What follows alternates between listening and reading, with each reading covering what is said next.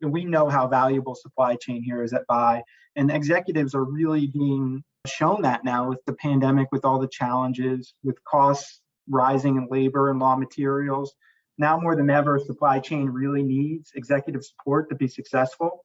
And executives need to be paying attention and supporting supply chain so that they can work throughout the organization. Historically in healthcare, there's been a lot of silos in contracting that have been kind of outside the reach of supply chain.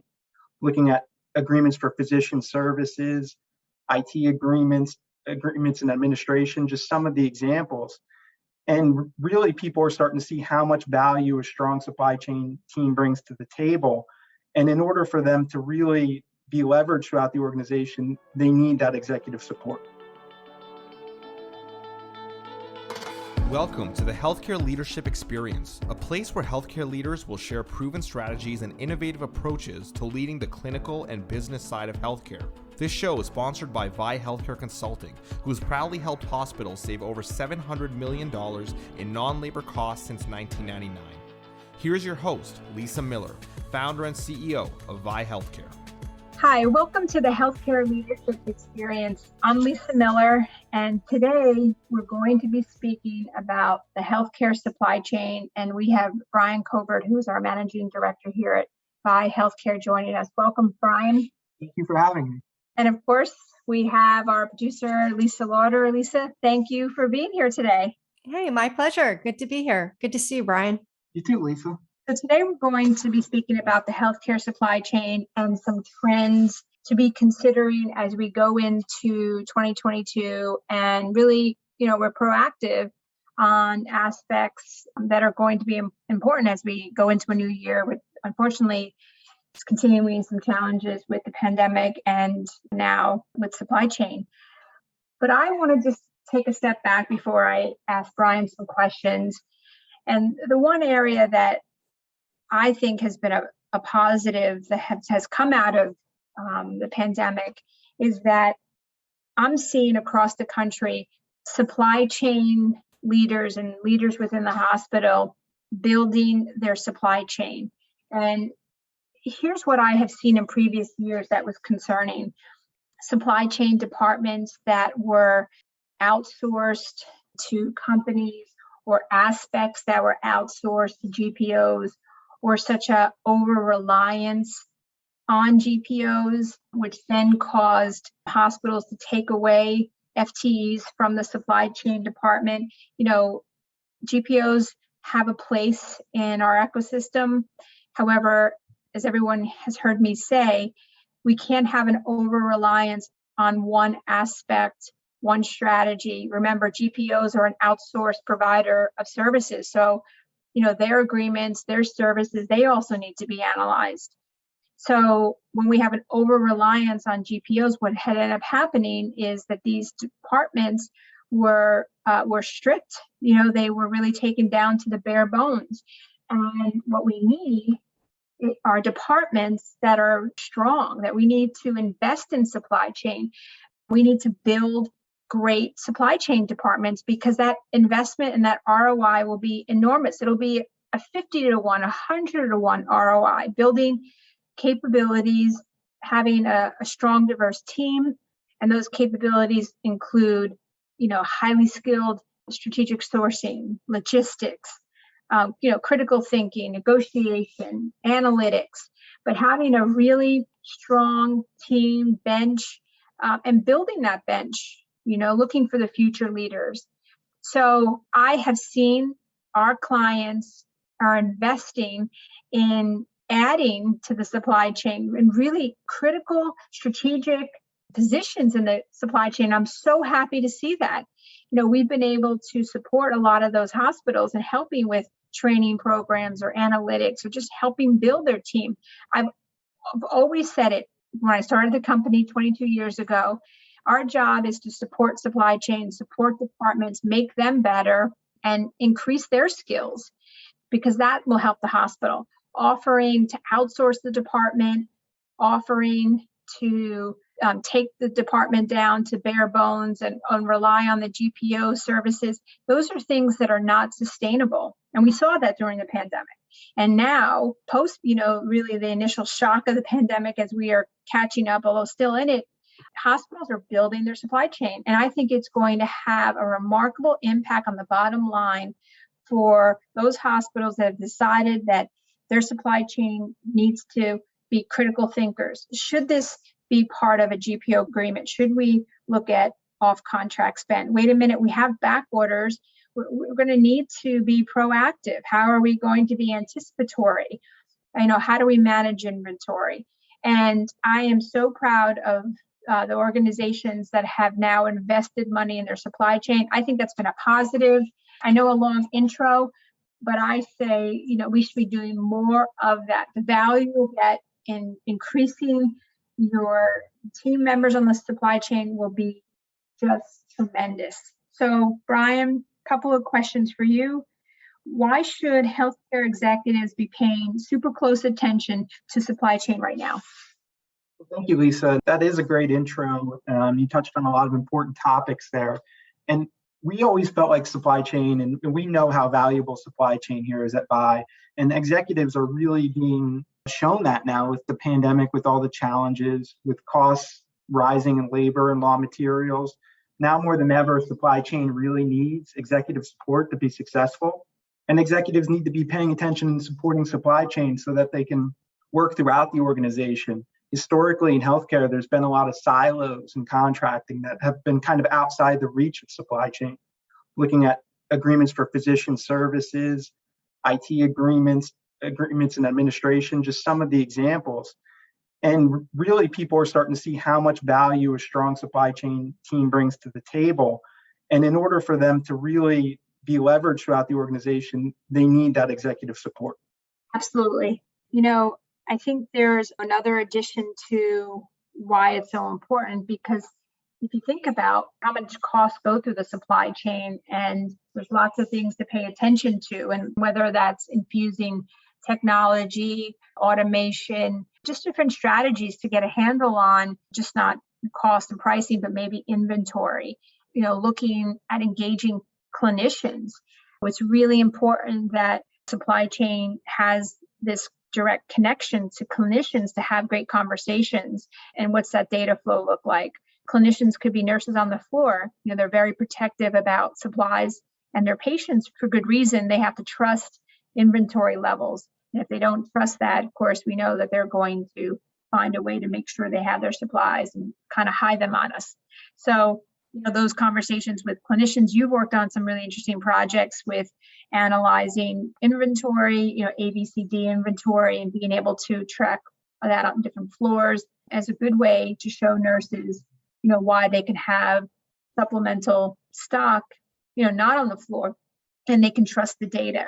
So, and as well as having those conversations with physicians, how do you infuse physician conversations, and that's data or new products or value analysis, all those aspects? How is that strategy for supply chain being executed? And there's so many aspects. I actually think that, whether you can whiteboard it or you could do some kind of mind map of it, but if you really sat down and drew supply chain in the middle and had those arms layered out, you'd see so many aspects. And so those arms could be, whether it's strategic sourcing or managing the spend to physician, clinician contacts, and then developing those strategies like that. I think it's a lot bigger of a topic, and as well as everyone on this podcast knows. Bryan, what are some of the trends that executives need to be aware of and concerned about? There's a number of trends right now. First and foremost on everybody's mind is the high inflation, constraints on raw materials, difficulties hiring. All of these things are happening right now, and vendors are going to use this narrative to raise costs, whether it's warranted or not warranted. A lot of the effort now is going to be around controlling costs and trying to find those areas where you can lower costs. Another thing that really came to the forefront, during COVID, and the trend now is organizations being more aware of secondary inventory sources, managing inventory. A lot of organizations had done a really great job driving down costs by relying on just-in-time inventory, using large vendor commitments, sole source vendors. And a lot of these organizations that followed this strategy had difficulty getting supplies during the pandemic because they're too reliant on one source. They're too reliant on inventory coming in that day. So it's really making a lot of organizations kind of take a step back and say, what are our secondary sources for these products that we need every day? What do we do in case of emergency? How do we keep everything running? The last trend that's really just started well before the pandemic and just continues is consolidation. These successful healthcare organizations are expanding, they're purchasing new hospitals, they're growing their footprint, and then the pressure to execute and be successful, a big portion of that falls on the supply chain. When you're taking in an existing hospital, you're taking on all of their agreements, all of their practices, and then supply chain is really critical to bringing that into your organization and make sure these things are successful and looking for areas you could standardize and improve.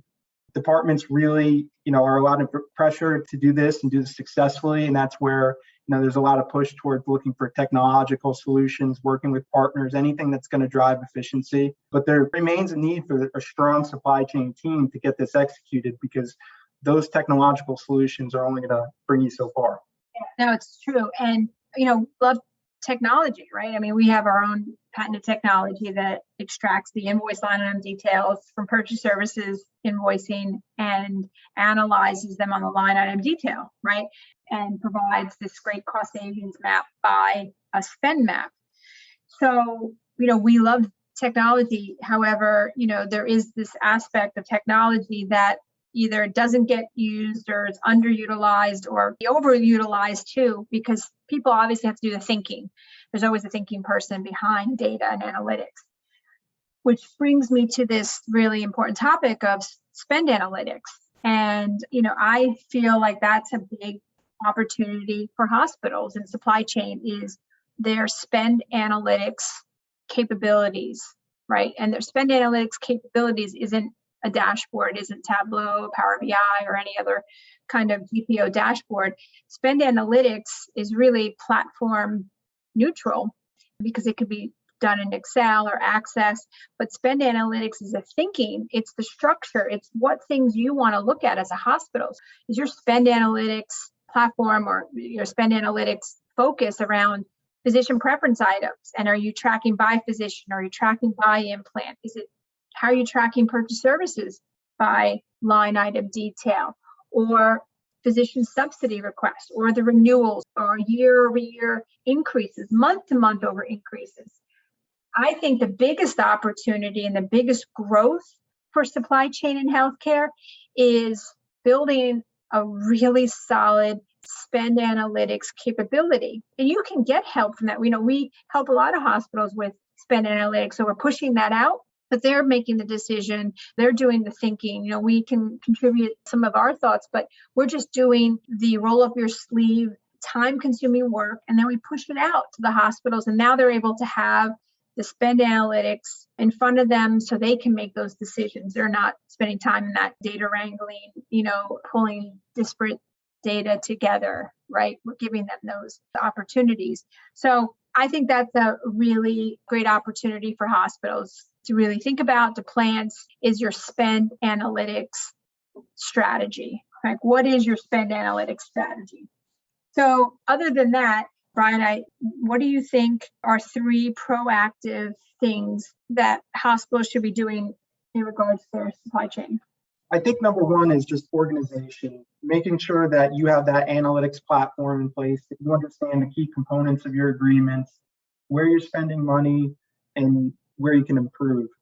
Working with a partner could really help categorizing, prioritizing your spend, getting that structure in place. And then the next part would be using that organization to be proactive, not just coming up and analyzing agreements when they're up for term, but really evaluating where you're spending money, where the market's changing, and where you have opportunities. I thought you made a great point, Lisa, when you just talked about it's an area where a lot of people aren't focused, especially in supply chain, but physician subsidy. So one of the big impacts of COVID has been decline in elective procedures, a decline in revenue. And a lot of these physician subsidy agreements really push the risk of collections back onto the hospital. So regardless whether they're coming up for expiration or not, agreements like this that push risk back to the hospital need to be evaluated, because just because collections are down that doesn't mean the hospital should just pay more. There could be opportunities to right-size those agreements, right-size the utilization, maybe change the staffing model or the hours of operation of those services and reduce costs that way. Other areas that are really impacted by that are areas where you've outsourced services with labor and they're responsible for hiring. So looking at EVS or food services, it's been a major strategy of these vendors to kind of establish a fixed price that saves the hospital money. And then the vendors actually take on the risk of lowering costs. But now with all the challenges, what's happening when they can't fill positions at the rates that were agreed upon 3 years ago? You just have vacant positions? Are you getting a reduced service? So you need to be proactive in your agreements once you have this organized and realize where are your opportunities, and with the services you're getting, are you getting the quality service that you were promised? And has that been impacted in your vendor's ability to provide that, been impacted by the new challenges of today? So once you have those done, you really need to have a good organizational strategy, develop your cost savings pipeline, and you really need to be results focused, not just in your clinical agreements, but also in your purchase service agreements. Make sure you have KPIs that ensure you're going to get the quality and you're not just focused on cost, because that's going to be important now moving forward more than ever. Absolutely. One of the things that you do for us and our clients, unique to you in particular, and I think VIE, is you will take med-surg distribution spend, which is usually a very messy, a lot of work, complex kind of area spend. There's just thousands and thousands of vendors or suppliers in a distribution setting, and you will go through that and uncover unbelievable amounts of opportunity. So I don't want to go into that I think that's a podcast of its own, but it's amazing that you take this big bucket of spend, which could be one of the biggest line item spend for a hospital, right? The distribution and putting supplies through a distributor, again, thousands and thousands of items. And you'll take that report and you do a number of things. So you're going to make sure that all the pricing's right. And you know what? The interesting thing is a lot of times it's not. And you've uncovered big cost savings opportunities in this distribution spend. You've uncovered big credits because they've fallen off or something has happened. You uncover opportunities for standardization because they could be buying direct and using a distributor, and then other aspects to consolidate or standardize. So can you just talk about that for a minute? Because I think that's a great strategy going into 2022 for hospitals to say, okay, what's an initiative we can give one of our team members? Maybe you'll call VIE and we can help you, but to give one of our team members so they can really look at this as a spend initiative. That's a great point. That's one of the areas we always look at. It seems counterintuitive, as a cost consultant, that you want to look at the med-surg distribution report, because this is an area where you're going to have a GPO contract. You're going to be getting customer service from your GPO rep. You're going to have a med-surg distribution rep who's helping you with the spend. You have materials. There's a lot of eyes on it. But inevitably, there turns out to be a lot of mistakes here and a lot of opportunity, especially for organizations that have a lot of physical locations and different accounts.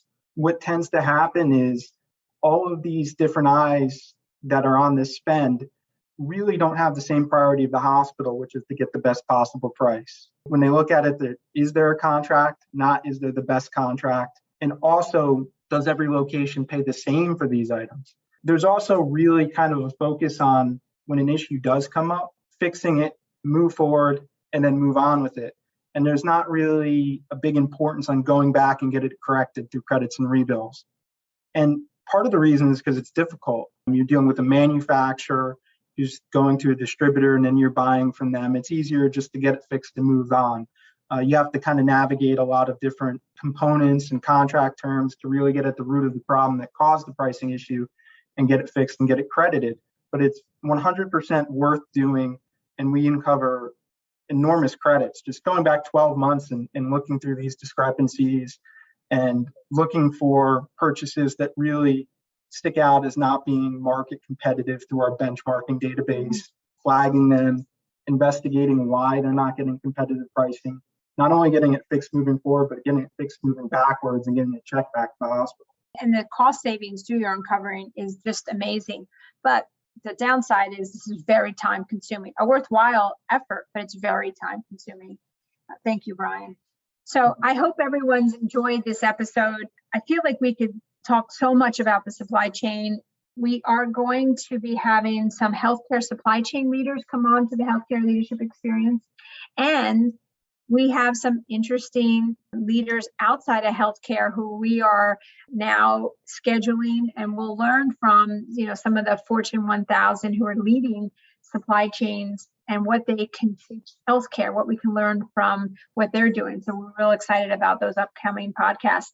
The other final thought is supply chain is a pillar of the hospital. And I do believe that years ago, supply chain was in the basement, kind of thought of as secondary operation to the organization, not as important as growth or rev cycle or marketing. But now it has been elevated to a pillar of the hospital, which, really, I've often said for years, it needs to be. We've often heard basement to the boardroom, but I feel like it's a pillar. And it's an operational pillar that as we move into 2022, is going to be probably one of the most important pillars, because you're supplying the patients, you're supporting the clinicians and the physicians, and they're also tasked with controlling costs and being strategic with analytics and inventory. You think about the complexity of the supply chain, moving supplies and coordinating services and equipment. It's just a massive responsibility. So I personally, and those at VIE, want to thank the supply chain leaders and the supply chain team members, for a really difficult almost 18 months. And what you've been able to accomplish is remarkable. And, we are looking forward to continued great things from supply chain. And, we're here supporting you in every single way we can. So thank you for listening. Please listen to our episode 25 on prioritizing purchase services, and our next episode with Lisa and I, Why Your Hospital Needs a Podcast. Thank you, Bryan, for being here. And we will look forward to your feedback and suggestions on future shows. Thank you. Hi, this is Leah. You are listening to my mom's podcast, The Healthcare Leadership Experience. Hi, this is Fernando. If you would like to speak with my mom, just email her.